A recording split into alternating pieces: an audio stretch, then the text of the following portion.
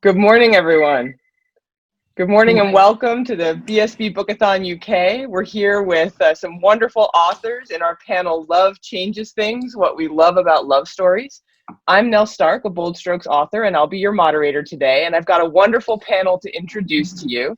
So I've asked our panelists to do something a little bit special.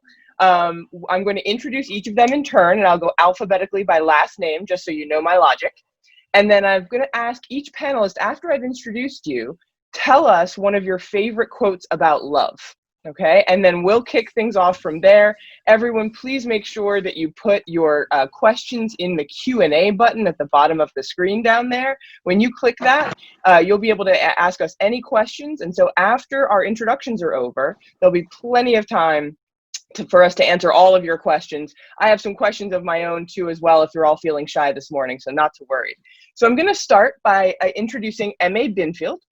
M.A. Binfield is a hopeless romantic living in the UK. She published her first book, One Small Step, in 2019, and has two more in the pipeline, including Not This Time, due for release later this year. Michelle loves reading, tea, writing, tea, theater, tea, and traveling. I'm sensing a theme here. She's 6'2", but no, she doesn't play basketball. Thanks for asking. So Michelle, thanks so much for joining us today. What's your favorite quote about love? Oh, wow. It's impossible. I went down a rabbit hole of love quotes for a wonderful hour, and I came out with about 27, but I chose one because there's not much time. So it's by Pablo Neruda. I'm sure that people know, Chilean poet, wrote lots and lots of love poems. You can lose yourself for a really long time in his poetry. And the quote is, "To feel the love of people whom we love is a fire that feeds our life." And I think it's a beautiful quote. That is a beautiful quote. Thank you for sharing that with us. I was not familiar with that. And you may be called upon to post on social media the other 26 at some point so that we can all, bask in all of the love quotes that you found. It would be a pleasure. Excellent, excellent. So I see that Kris Bryant is still connecting. I'm glad you're here, Kris. Are y'all connected now? I think so. Yeah, I'm good. Good. Excellent. So I'm actually going to jump in and introduce you next. I'm glad you're here. So Kris Bryant lives in Kansas City, Missouri, where she spends most of her time binge watching TV shows, especially right now, and hanging out with Molly, her world famous Westie fur baby. And if you follow Kris on social media, you see lots of Molly, and that's awesome. She enjoys quiet time in her hammock and eating all the snacks in the house. Same. Kris is presently working on her 14th full-length novel for BSB. So welcome, Kris. Do you have a quote about love to share with us this morning? I do. It's a long one, so bear with me. It's something I read a long time ago, and I'm sure most of you have read this as well. I'll read the quote first, and then I'll tell you where I found it.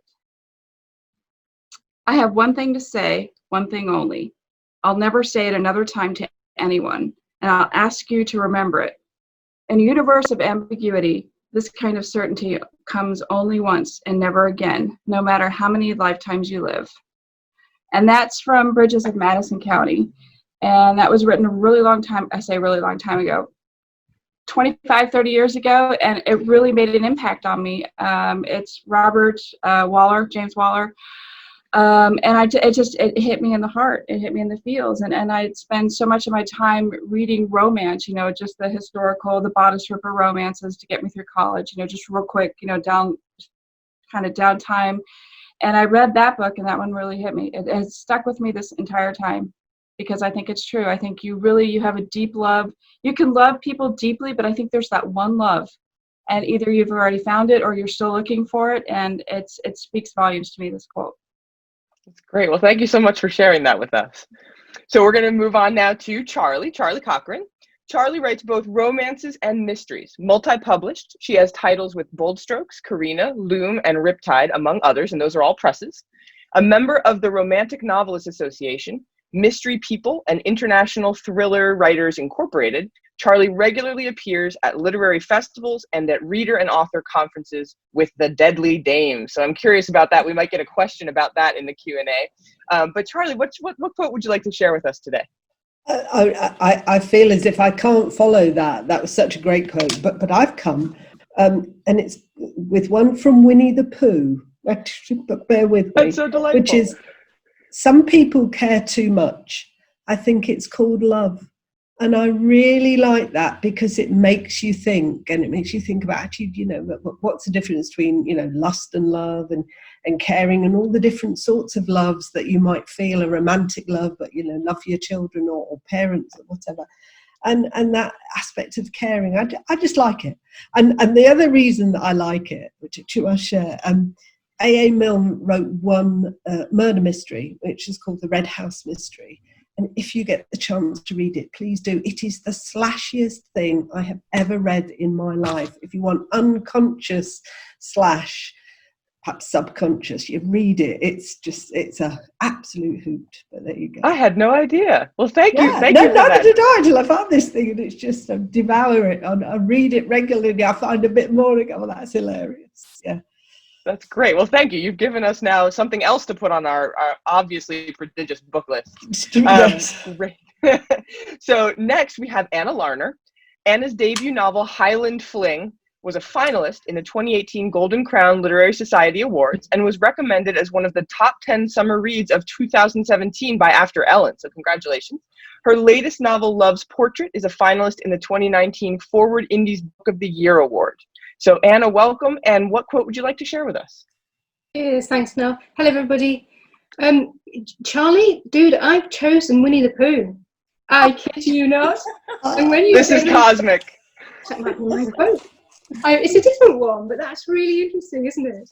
Okay, so mine is, again, it's A.A. Milne, Winnie the Pooh. If you live to be 100, I want to live to be 100 minus 1 day, so I never have to live without you. So it's that idea of bond, isn't it? That deep bond that's physical, the emotional bond we form with another human being, whether that's a family member or a best friend or our partner. So I think it's a beautiful quote. But yeah, that's cool. Thank you for that one. Well said. I love that one myself. Wonderful. So Anne is next. Anne Shade is an incurable romantic who believes there is no limit to love. So we have a hopeless romantic, Michelle, and an incurable romantic, Anne. She is dedicated to writing romances that show women who love women in a positive and loving light. When she isn't writing, she reads fantasy novels and helps make couples' wedding dreams a reality. So Anne, thanks for being here. What quote would you like to share with us? Good morning or afternoon or whichever time zone you're in right now. The one I chose felt closest to my heart because as a queer bi woman, it's hard to explain like how to love someone or how you love someone because we're on such the cusp of it. But you don't fall in love with the gender, you fall in love with the person. And I think that's important to note that your heart doesn't know gender, your heart knows other hearts. So that's why I chose that one because that felt closest to my heart. Fantastic. Hear, hear, and thank you for that. Thank you. So, we have a great audience today. Audience, I see you lighting up the chat. Thanks so much. When you can and when you want to, please put some questions in the Q&A. And we have a question from Carrie McNair. So Carrie says, hi, all, lovely to see you. What are some elements that are becoming cliche in your genre? Or if you write in multiple genres, you're welcome to speak to that as well. So again, what are some elements that are becoming cliche, in your opinion, in your genre? Anne, if you wouldn't mind, why don't you go ahead and take that first? I think a lot that's becoming cliche is, I won't say angst, because angst is important to the story, but it's baggage. For some reason, a lot of lesfic has a lot of baggage, and you can have angst, you can have stress, you can have issues, but the baggage that comes along with a lot of these love stories is, I think, unrealistically immense. I think it's time we start looking at, yes, we have baggage, we have history, but how we cope with it and how we bring it into a new relationship is important. And I think that needs to be more represented more in writing, especially what I've seen in African-American lesfic. It's very, very one-sided. They're either like really angsty or just really sex. So there's not that in between. But that's my thought. Great. Well, thank you. That's a really interesting answer. So, excess baggage, basically. Charlie, would you mind speaking to that? Yeah, I mean, I'm going to follow on from Anne, because I think it's this unrealism. It's like when you watch a rom-com, and the whole thing figures on one little mistaken or overheard conversation. You think, if you'd just talked, none of this would have happened. Okay, there wouldn't have been a story, but it's that unrealism of plot, that plots are, that they become contrived, and it's rather than actually reflecting just real people having real relationships. And okay, no, we have to write and we have to produce something that engages readers, and actually perhaps if we just reproduce real life, it could be terribly boring. But yeah, Anne's right, it's that unreality of the basic characters, and they just get to the point you think, I can't read this book because I can't believe in them anymore. If that makes sense. Absolutely. Kris, how about you? Any cliches that you're seeing? Cliches. The whole lack of communication, I think, is an issue. I think we're smarter women than that. I think if you really want something and you want a relationship, you do talk. You open up the lines of communication. There's too many people that stomp out of a room. I've never stomped out of a room in my entire life for any reason. I mean, I want a relationship. I want it to work with this person. So I'm just not going to like slam doors and leave. Maybe I've done that one time when I was younger, but I think, at the level that we're reading and the people that we are, I feel like that's kind of overused. I think, we are communicating is very important, especially as women. I mean, we are great communicators. Why are we not communicating? So that's one thing that I'm kind of over that. All right, you're over it. Fair I'm enough. also guilty of it too. In my books, I've done it in my books, but not extreme. Just only a couple of like misunderstandings that were kind of big misunderstandings. But in real life, no, it doesn't happen. Excellent. I'm glad to hear it doesn't happen to you. Anna, what about you? What cliches have you seen? Yeah, I think what makes Esme Rants so good is that which can be misunderstood to be cliche. So as romance writers, we follow a very similar arc. So we build our worlds and have the kiss 50% and have the black moment 75%. So what readers might be seeing is that similar formula. And again, we write to strong women. So you're going to see those figures, that your doctors, your army people, those people risking their lives, which can be misunderstood as cliche. And perhaps when they could be written perhaps a little bit better, it may come across as cliche. But one of the things that's wonderful about Esme Rants, when it's written well, it's absolutely beautiful. So we've got to be careful about judging Esme Rants unfairly as cliched. That's my thought. Yes, great, wonderful point, and thank you for pushing back a little bit and sort of helping us remember that a genre has a framework, and that's appropriate, right? And when that framework is executed well, wonderful things happen, like all of your books. Michelle, any comments on this particular question about cliches? I rarely read books. I've not written a lot of books. I rarely read books that annoy me because they're cliched. I think that's Anna's point. I get annoyed with books that aren't written well, but I rarely think, oh, that's been done before. I think we have to find new ways of developing misunderstandings, don't we? In the old days, it would have been that you got caught somewhere without a phone, and that's so unrealistic now because you've got phones with you and you could probably satellite call everybody. So I think that lack of communication thing, I think it does happen in my experience. Maybe it's because I'm a Brit and not an American. Maybe we're a bit more diffident and more likely to misunderstand each other. But in my experience, that happens a lot, that people aren't saying the things they should be saying. I mean, in my experience anyway. So I don't mind that quite so much. I just agree with what's been said generally. I think if it's written well, I think it still feels fresh to me, and I've read a lot of lesbic books, and like I say, I rarely feel tired of them. So. Great, and we have a follow-up question before we move on to a next one. Does anybody want to comment? Because I think, Michelle, you're getting to there. Why do these books continue to sell? If there are some cliches, right, that we've identified, why do these books continue to sell? And I think that both Michelle and Anna have gotten to this idea that what may seem like a cliche sometimes is a genre convention, and when executed well, it's very compelling. Are there any final thoughts on that follow-up? Go ahead, Charlie. Yeah, I'm convinced that one of the reasons that romance is really popular, in the same way that mysteries are really popular, is that in a sense they make an imperfect world perfect. You know, the killer isn't always caught. There isn't always a happy ending to a relationship, but you can open a book, a romance book, in the sure and certain knowledge that everything will be all right at the end. And it's a comfort, and it is just very pleasing. If that makes sense. I think it's that real sense of the world's made right at the end. Mm-hmm. Yeah, I agree, absolutely. I think it's like saying that dinner's made up of carbohydrates, I don't know, vegetables and protein, and that's kind of tired after a while. I mean, it depends, doesn't it, what they are and the combination, how you put them together and the flavour and how well they're cooked. I mean, it's not a cliche, is it, to eat that combination of things on a meal. And I think that a really good meal, you know, put together really well and with good flavour, I think you can just keep eating and eating it, I think, if that's an analogy that works. I think so. I think that's a great analogy. So let's move on to another question. And so does Chat. Chat agrees. Brilliant analogy. So well done. So here's another question from Laura Hart.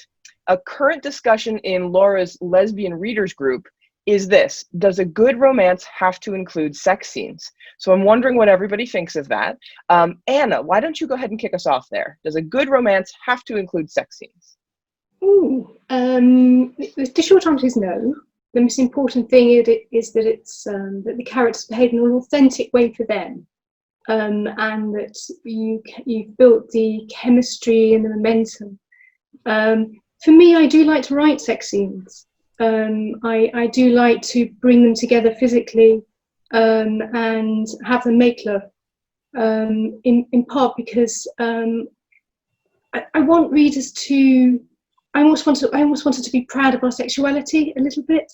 There's an element I want to show women making love, and not feel I can't be explicit or I must fade to black or anything like that. But that's just my preference in the way I write. I don't think there's a necessity for there to be sex scenes for the book to be good. Great, thank you, because that really helps. And there's someone in the chat who's done a great job. Like, does every dinner have to have dessert? Right?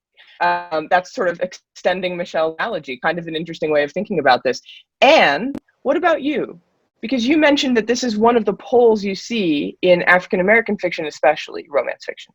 I don't think it has to have sex in it, but I also don't think if there's sex in it, it has to happen like within the first 2 chapters. I think there needs to be more slow burn to romances, and which kind of contradicts my current novel that I have out now. But those are short stories, so you had to get to it quickly.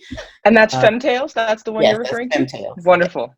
But I think that romances are based on love and emotion. That I think we need to build up on that to make it more realistic. Because if it's not a romance, if it's straight sex, it's erotica. That's in my opinion. That could be, for someone else, it could be totally different, unless it starts with a one night stand and they meet later on or something like that. But I don't think it has to have sex, but I think it is an important part of it. Great, thank you. Yeah, Michelle, any thoughts on that? I mean, certainly as a reader, I definitely, it sounds terrible, but I definitely want a sex scene or 2 when I'm reading. If I read a Kris Bryant book, and I do every time, I look forward to Kris's depiction of the act. And I agree with Anna. I think it's an expression of love and our sexuality, and I think it can tell you something about characters that sometimes dialogue and other things can't tell you. So I think in the context of a story where you're really trying to understand 2 people and their love, I think a sex scene, it can be enjoyable for the obvious reason, but it can also really help you advance the characters and the story. So yeah, I mean, my book, I've only got 2. The one that's out at the moment, One Small Step, you have to wait a really long time for it. Hopefully it's quite satisfying. And in the book I've just sent off to my editor, it happens in the prologue, which I've never tried before. So we'll see. I think they can happen at any time in a book, and you can possibly make it work. Well, that's exciting. So thank you for, I think we're all going to be grabbing your prologue now. But Kris, since you've been called out here for being awesome at writing sex, well, what would you like to say to this question?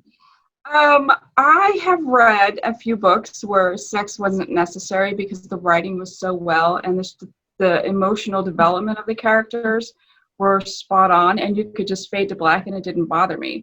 But I love to write sex. I think it's very important. Like Anna said, it's our sexuality. You know, that's what kind of makes us, you know, our genre, what we write in. And so I think it's important to express love on the page, physically love, you know, physical love, express it. And I love writing it. I love reading it. I think it's important to, because everybody has sex. I mean, in your relationships, especially at the beginning, that's why I love writing books, because I get to have sex, first time sex over and over and over again, because these characters are all new and they get to try new things, you know, and not all of my characters are like experts in bed. I've written a virgin. And there was fun. It's interesting to go back to those spots in your life where you've either, you know, had that experience or want to try that experience, and it's just fun to write it. And I think it's just important. If it fits in the story and it's perfect time for them to have sex, then by all means, let's do it. Let's have sex. So I strongly support sex in books. Fantastic. And Charlie, last but certainly not least, what are your thoughts on this topic? I agree with everything that's being said. That's the diplomatic answer.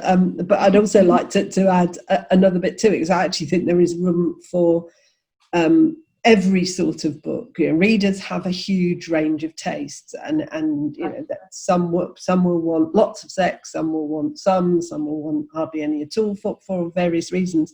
And as people were chatting, I was just making some notes, and it struck me that possibly the greatest het romance book, and possibly the greatest gay romance book, respectively Pride and Prejudice and The Charioteer, have no sex in whatsoever. And then, you know, as I'm writing, I'm thinking, is that just simply a feature of the time in which they were written? And if Jane Austen had been alive today, I'm convinced she would be writing gay romance. There are clues in her, well, no, there are clues in her writing that suggest that she would be writing there. But you know, would she have written that book with any sex in it if she was alive today? I'm actually not sure she would. But it's, yeah. But again, you know, there is room for that, but there are also room for the books that the rest of us write, because it's perhaps a slightly different readership, or the same readers on a different day. So I think the answer is, let's have every sort of book for every sort of reader. Hear, hear. And it's great to have a diverse group of people writing those books. It's so important to continue to have new stories. So actually, I'm going to turn to Michelle for a second, because we have a question specifically for you. And it alludes to your next release. So when are we seeing that one? When are we seeing book number 2, This Reader Loved One Small Step? Oh, thank you. That's really nice to hear. It's still such a novelty for me to get feedback. Not this time. It will be out in December. So 1 year after One Small Step. Like I say, it's with the editor now, so I've got some editing to do. Incredibly, you can pre-order on Amazon already. I'm not plugging it, I'm just saying it's kind of incredible how organised Bold Strokes books are. But yeah, I'm excited, very excited. Yeah. Excellent, thank you for answering that. And so since you mentioned buying books, we have, you know, some Bold Strokes folks posting links to the flash sale. So don't forget, you can get all of these wonderful authors' books you know, at a discount for this weekend. So make sure you do that. So I'm going to turn, because you mentioned editing, I'm going to turn to a question from Olga. What if after 50,000 words, you realize that the story needs to be completely rewritten? What would you do, or has it ever happened to you? And I don't want to call on people for this one, because it might be a touchy question. So give me a wave if you want to answer this one. Go ahead, Kris. Okay, so my very first book, Jolt, I wrote it in third person, sort of third person. Ashley always jokes that I wrote it in third person and first person and third person present and third person past, and it's all over the place. So I wrote the book, and I turned it in, and they accepted it, gave me the contract, and I had like 5 pages of notes, because I had 2 editors on this one, because we were just getting Ashley started in editing. And So the very last sentence actually is like, maybe you should try rewriting this in first. So I turned around and wrote the whole thing in first person. So I had to rewrite the whole book. Wow. So That, I love first person. It ended up being great for me. So it was a good that's quite a experience. rewrite. Yeah, it's quite a rewrite. Wow. Well, thank you for sharing that anecdote with us. I think, what a great answer and quite a lot of work. Anyone else have this kind of experience, or what would you do? Anne, please go ahead. My current one that's with the publisher that's coming out in February, I think, is Masquerade. It's a historical romance. And I sent it in thinking like, this is done, this is ready to go, and got great feedback saying, well, if you make these changes, this is what, we like to see. And I ended up adding, I think, like 8 more chapters, a whole dramatic kidnapping scene. And I mean, the whole story ended up changing because of just a few comments that, this would make it better, this would make it better. And I think it made it even more better. But it was difficult at first to hear because I've been working on that story for several years, and then to hear it wasn't quite right, and I thought it was, kind of, jolted me. But then I realized there was so much more I could have added to it, which I'm glad I did. So sometimes it's for the best. Great. That's a great story, and also this openness to editing, and editing as more than just fixing commas. It's really sometimes reimagining your story, as Kris and Anne have both said. Any other answers to this? What if after 50,000 words you realize the story needs to be completely rewritten? Charlie, go ahead. I've got at least 2 books. I mean, I've been writing a long time, and I've had at least 2 books that have almost got to that stage. And I've just stopped completely because you actually realise this is not working, and you've tried 2 or 3 rewrites, and you just look at it and say, do you know what, this is crap. And you have to be brave enough, I think, sometimes to realise that was just a really bad day at the office. And I've been a bit naughty because I've cannibalised them and, taken if there are a few good scenes you can take out and you can put into another book, or perhaps some characters. But I think, that there are occasions I think you just have to be really, really brave and say, that one, just take it out of the work in progress file completely. It is irredeemable. I don't think you've been naughty. I think you've been efficient, right? I mean, that's fantastic. So let's turn to a question for everybody, for sure. Do you like reviews? And if you get a bad one, do you ignore it? And I'll add a little bit, or does it sort of like fester in your heart? Right. So let's have Kris start with this one. Do you like reviews? How do you feel about reviews is basically the question. From Doreen. I love reviews. I read every single review I get, whether it's a positive or negative, because there are some negative reviews that I have taken constructively. I've taken their criticism constructively, and I have made changes. Probably, I mean, not everybody's going to like my books. I get a lot of, well, I don't really like first person, but, or I've used certain words that they don't like. So I kind of reevaluate. Like, if I think it's an honest review, and if people are just not being mean, if they're just out to really, give good criticism, then I read it. I mean, then I take it to heart. I'm like, okay, so this is a valid point, or I can see where this is a concern for a reader. So I take the good and the bad. I love the good. I'm like, woohoo, listen to this. I'll read any good review that I get.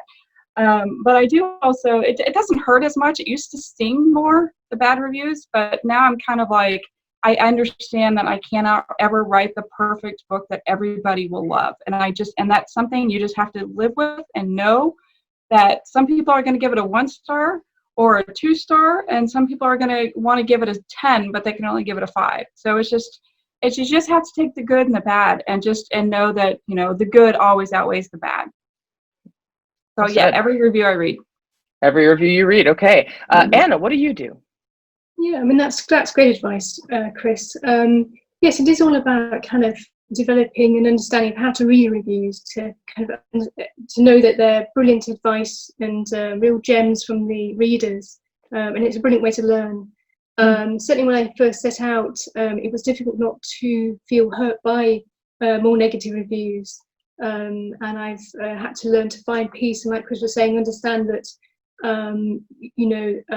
it's a positive thing to be reviewed and to know that my job as a writer. So my job is not to do anything other than write the book and find peace that there'll be all kinds of readers, and some may enjoy it and some may not. But it's definitely a skill along with writing that you have to develop, actually, to be able to continue to write, I think. But I do read reviews, yeah. And that's a really interesting way of putting it, that it's a skill that you need to develop, and that first time you get a review, you may not have developed that skill yet. And so that's something to work on. I love that way of thinking about it. Michelle, what do you think about reviews? I'm nodding. I agree, actually. I think that's really helpful to hear that from both of you, actually, because I'm obviously very new. I read the reviews. I try not to look, a lot, but I'll go in and read them occasionally. And I have a thin skin still. And maybe it is a skill that I need to develop. So I love the good reviews with an absolute passion, and I'll smile for a day. It's still such a novelty for me. And a bad review or a comment, can sort of crash my mood a little bit. So I need to perhaps get a thicker skin as I run along with it. I think for me, when I see a review that sort of chimes slightly with what I think maybe might be a little thing that was wrong with something, I think that's when it has more impact and is more helpful in a way. I'm still waiting for my 1 star from Charles. I'll know I've really made it when that happens. I look often, and he's just not aware of my presence, so I feel a bit gutted. It'll happen as you develop a backlist, not to worry. And what about you? Do you like reviews? How do you feel about them?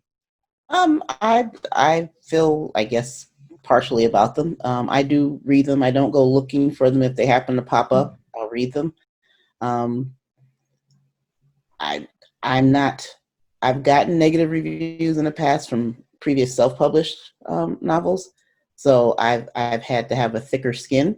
But it's like Anna said, it's a learning experience. It's something that you use to better your writing, because you are trying to appeal to your audience, and this is your audience. So if they feel there's something not quite right, then that's something you need to think about and consider and say, okay, what can I do to appeal to a wider audience? If it's something just general, they're just like a angry person and they just want to like pop bad reviews on people, then I don't bother with those. But constructive criticism is helpful. Great. And making that distinction can also maybe help with that thick skin that people are talking about, right? The distinction between someone who just is being nasty and someone who actually has something to say that might be worth hearing. That's a great point. Charlie, what do you think about reviews? I think everybody said all the important things. I was just going to share a bit of advice I've always given to new writers who are getting reviews for the first time, which is go on Goodreads. I know it's but go on Goodreads and take with you a list of 3 really great books that you've really loved, and go and look at all the 1-star reviews and what they say about them.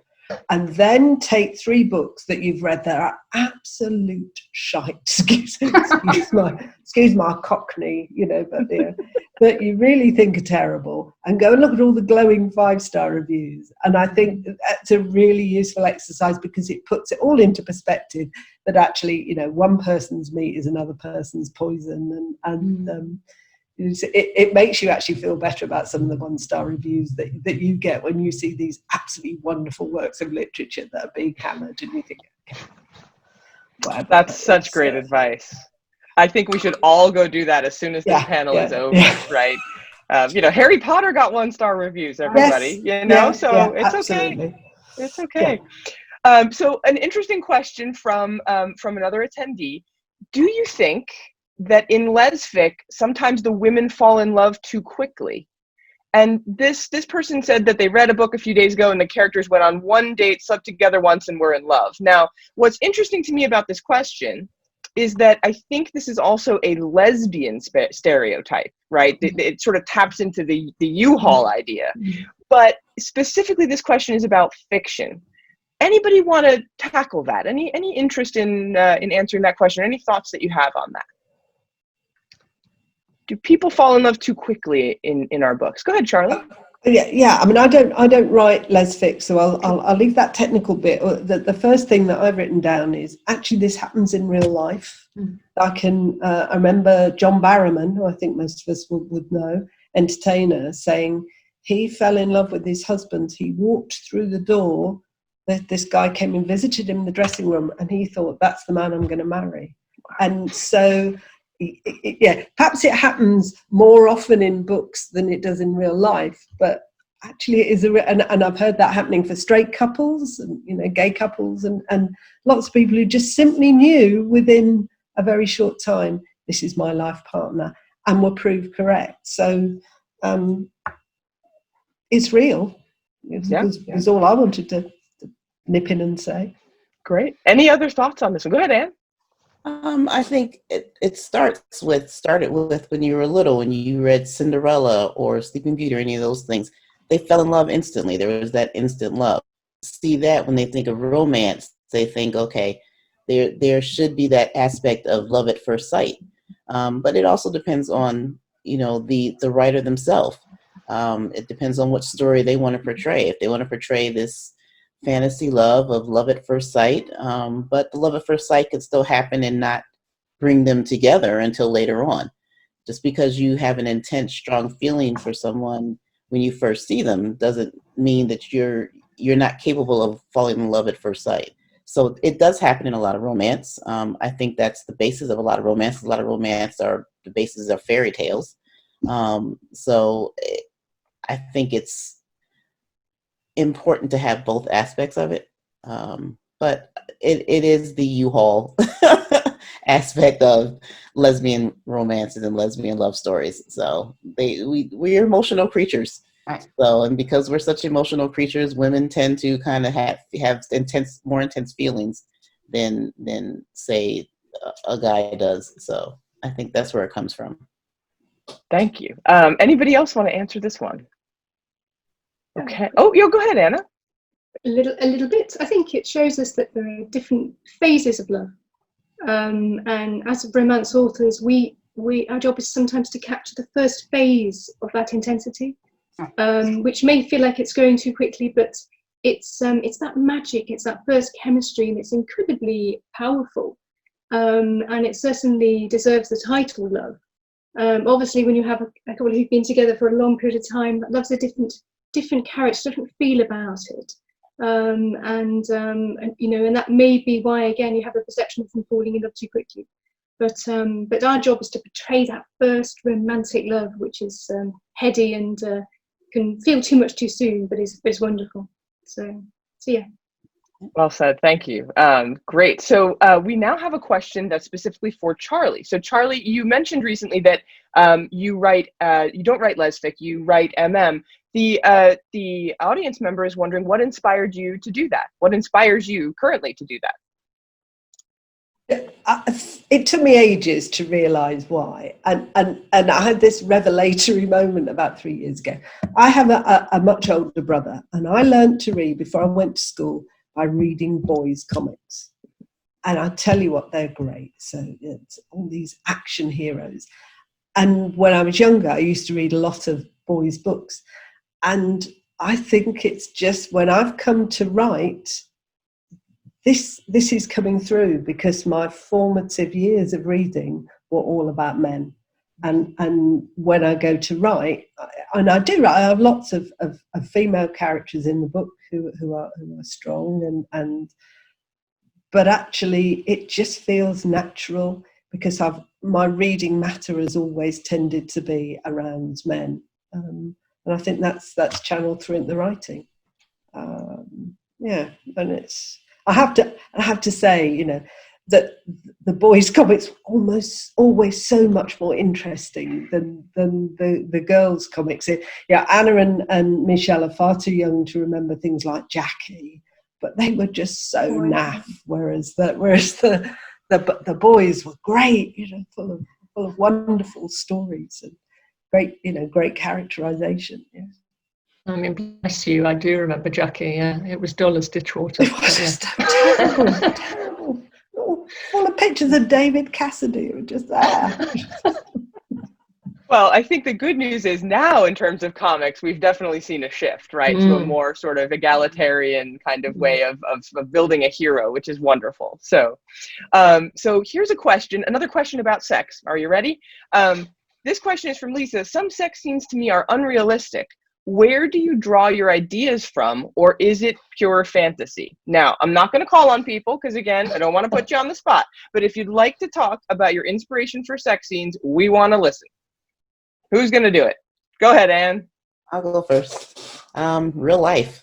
So if you want it to be realistic, you base it on your own experiences, or you talk to friends, or you talk to do like a general poll of people that you know on Facebook. I'm not sure, but mines are based on my experiences and my real life, and I think that's the best way to write a realistic sex scene.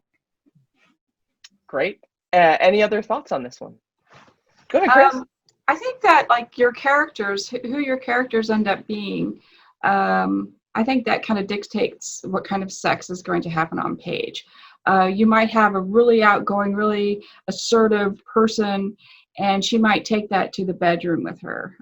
So you kind of have to remember, or at least I do, I always keep the personality of my characters in mind when I do have a sex scene, and then I have to really think, okay, so what if they're like shy and meek, you know, how are they going to be in the bedroom? You know, there are some that are like wildcats in the bedroom, and they're, you know, really reserved outside in real life.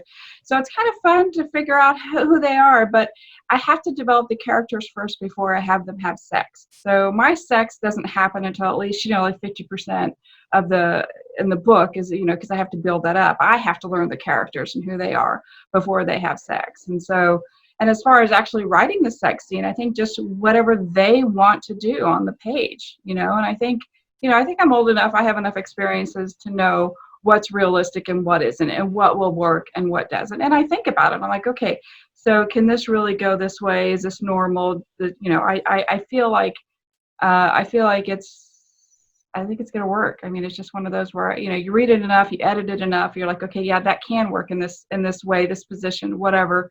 So I think it's just, it's really, for me, it's character driven, and also just experience. You know, I can't write about something I really don't know a lot about. So I kind of just write life experiences.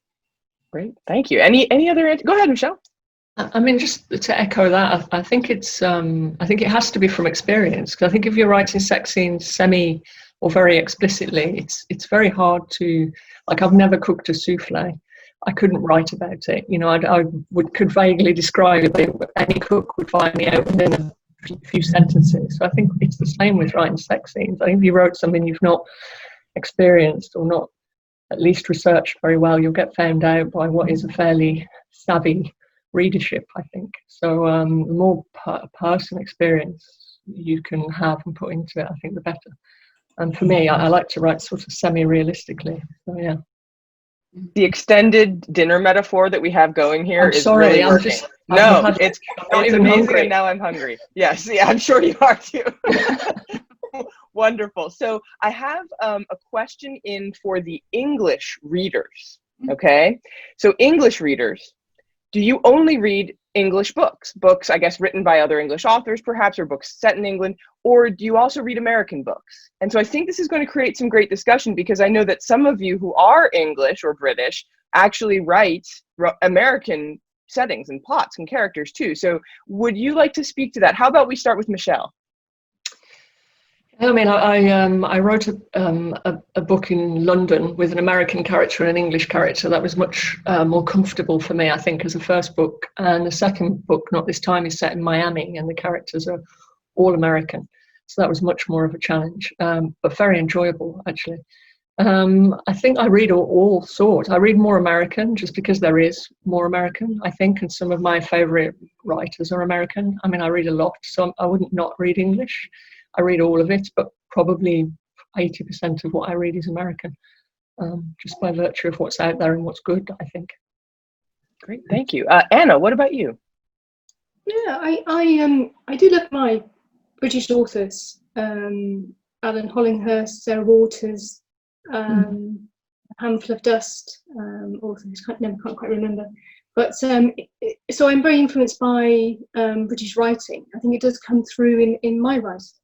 And I have quite a British tone to my, particularly in Love's Portrait, my latest release, quite a British tone to my writing. But as for my reading as well, I do enjoy American aspect. So Radcliffe and Fated Love is very special to me. So I like to read quite broadly, but in terms of the way I write, it is quite a British style, I think. Wonderful, thank you. And Charlie, what about you? Yeah, like the others, I'll read anything as long as it's good. I do prefer books that are set in Britain, just simply because that sort of, again, that chimes with me, and probably chimes again to those very early reading experiences.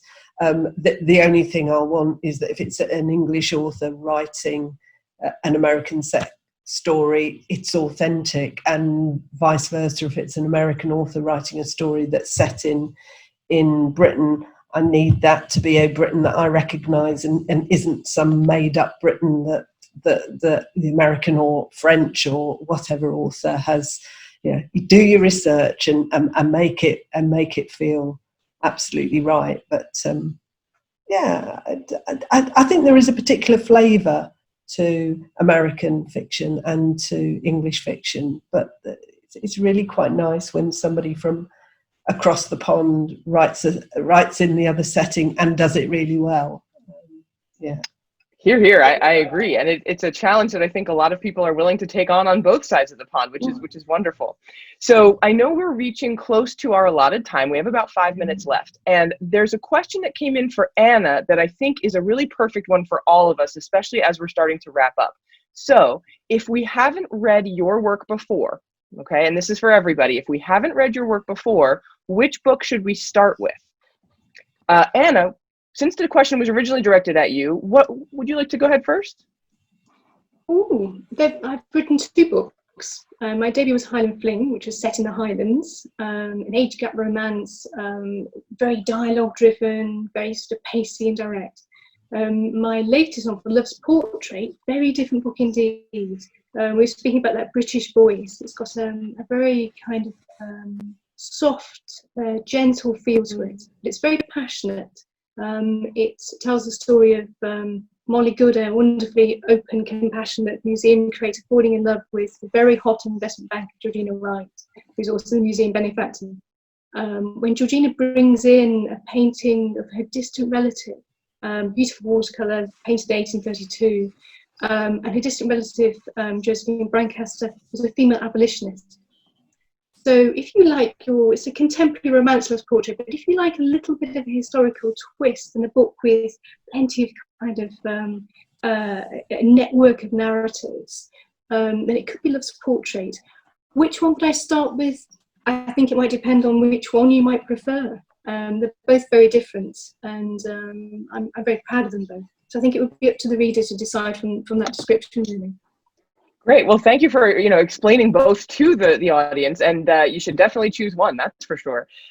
So Michelle, how about you? Which book would you recommend people start with first? And I know for you it might be a simple answer, but there we go. Well done. Tell us about it. I mean, yeah, it's a choice of one, I'm afraid. I mean, it's a sort of it's a contemporary romance. It's set in London. I used to live in London for 20 years, and I have a lot of love for the city. I left a few years ago. So as well as being a sort of fairly angsty, slow burn romance between an American who's in London and a sort of diffident Brit who lives here, who shows her London. It's a bit of a love story to London too, that sort of wintry London of pubs and sort of curries and walking around the back streets of Whitechapel and hoping not to get mugged. So it's contemporary, it's very sweet, it's a little bit sexy, I think. It is slow burn. I don't know these terms because I'm not an experienced writer, but I've come to understand them because people describe the book in this way. So I understand now that it would be slow burn as a genre. So I'm proud of it. Yeah, please do read it if you can. And if you've read it already, then Kris Bryant has a great new book out called Lucky. So I recommend that one. So Kris Bryant, yeah. Kris Bryant, you just got some props there, well deserved. What book should your readers read first? Okay, so I know we're running out of time, so I'll go fast. I think I have two because. First one is Listen, and it's about a girl who deals with her anxiety. I think it's a very emotional, strong book. So if you're looking for that, that is probably a good one to start with. And if you're just looking for a bunch of tropes and a sexy, fun book, I would go with Temptation. And I think that's on part of the 20% off sale. So if you haven't read Temptation, that's kind of a good place to start. And if you want something a little meatier or a little emotional, I would start with Listen. Fantastic. Thank you so much. And links to a lot of these books are being posted in the chat, so please go check them out. Anne, how about you? What book should people start with? Well, I'm like Michelle, I'm very limited. Ghosts and Tales. This is my current one I have out now. It's 3 novellas put together based on 3 different fairy tales. The first is Beast, based on Beauty and the Beast. The second is Awaken, based on Sleeping Beauty. The last is Stiletto, based on Cinderella. It's contemporary romances. The main characters in each story are all friends, so they're all connected. So that's why I made it into one whole book with 3 different stories. And if you want some sexy, if you want some fairy tale, if you want some romance, then it's kind of all mushed into one. So it's Femme Tales. So that's where you start. Wonderful. Thank you so much. And Charlie, what should readers start with? Well, I because I write a lot of historicals, I'd recommend it's called Awfully Glad, and it's inspired by the story of Isabel de Hot Stuff, who was an entertainer for the troops in World War One, but was actually a bloke dressed up and was allegedly captured by another regiment who was so desirous to have Isabel all to themselves. So it's a story about a lieutenant in the war who also, as a sideline, dresses up as Madeline, who is a female impersonator, and has some letters sent to him by somebody who is awfully glad that he's not actually a woman. And it's about him trying to find out who has written these letters, but at a time when clearly homosexuality is illegal.